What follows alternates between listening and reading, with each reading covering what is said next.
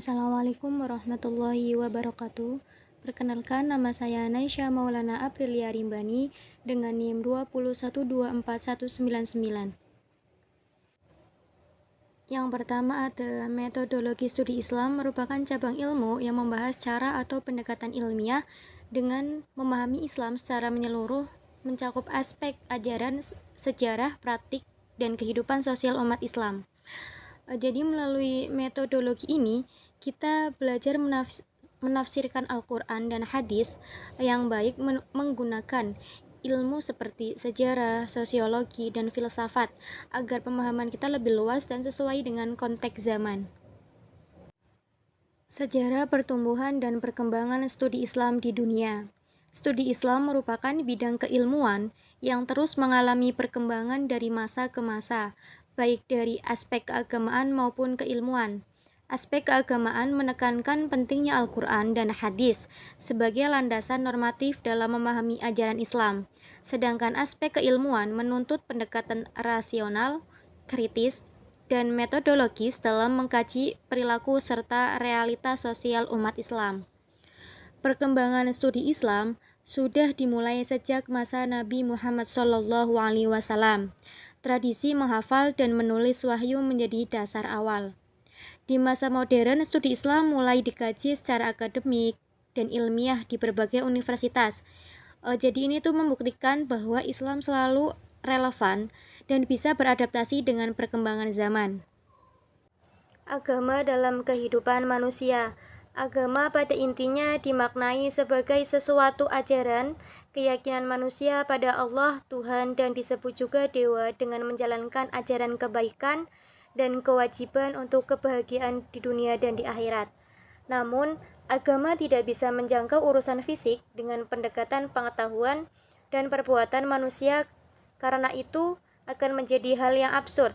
Agama hanya mengurus sesuatu yang di dalam fisik atau alam batin. Dalam kehidupan manusia, agama memiliki peran penting sebagai pedoman moral dan sumber kekuatan batin.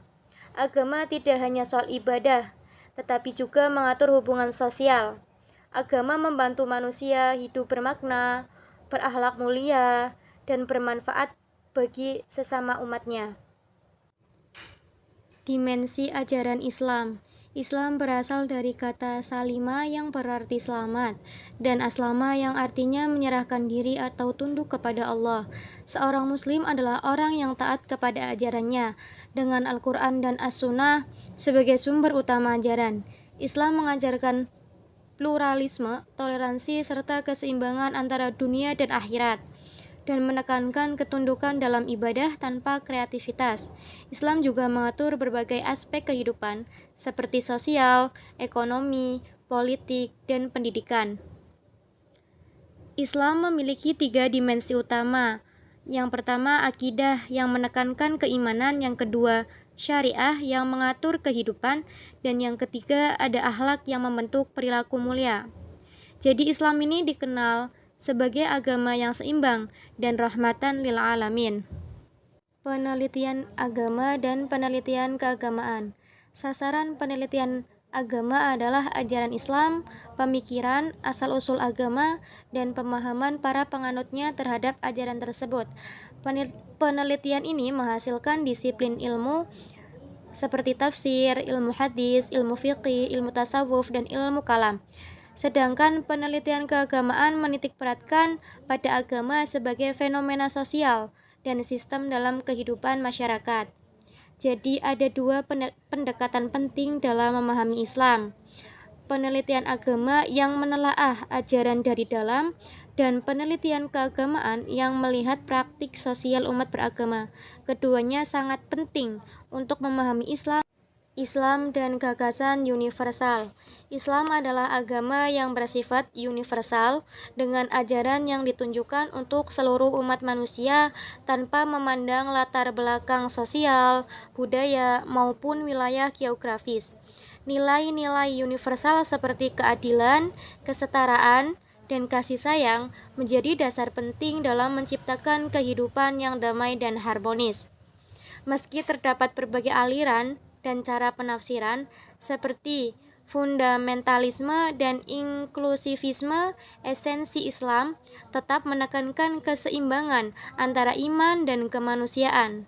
Dengan pemahaman mendalam tentang universal Islam, umat Islam diharapkan dapat membangun masyarakat yang toleran, terbuka, beradab, sesuai dengan prinsip rahmatan lil alamin, yakni Islam sebagai rahmat bagi seluruh alam semesta. Jadi, Islam membawa nilai-nilai universal seperti keadilan, kejujuran, dan kasih sayang, perdamaian. Nilai-nilai ini berlaku lintas bangsa dan ras, dan Islam mengajarkan toleransi serta kerjasama. Kemudian kesimpulan, studi Islam membentuk pola pikir ilmiah dan etis, tidak hanya mengajarkan ibadah, tetapi dengan memahami Islam secara menyeluruh, kita dapat menjadi muslim yang moderat, bijak, dan bermanfaat bagi masyarakat sekitarnya.